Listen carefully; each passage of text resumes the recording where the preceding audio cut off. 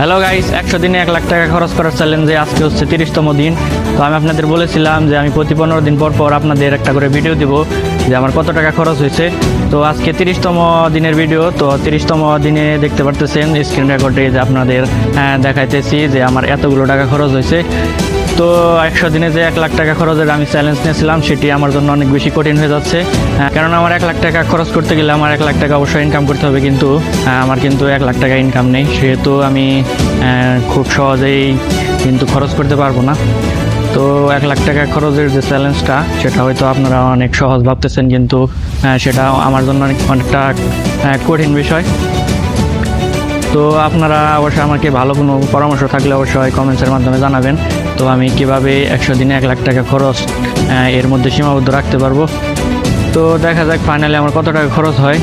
আমি যে 100 দিনে 1 লাখ টাকা খরচের যে চ্যালেঞ্জটা নিয়েছিলাম তার জন্য অবশ্যই আমাকে হার্ড ওয়ার্ক করতে হতেছে।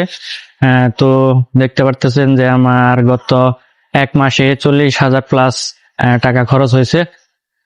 তো আমি ফাইনালি শেষ পর্যন্ত কত টাকা খরচ হয় সেটি এখন দেখার বিষয়। তো ধন্যবাদ সবাইকে ভিডিওটি দেখার জন্য। ভিডিওটি ভালো লাগলে অবশ্যই চ্যানেলটিকে সাবস্ক্রাইব করুন। ধন্যবাদ।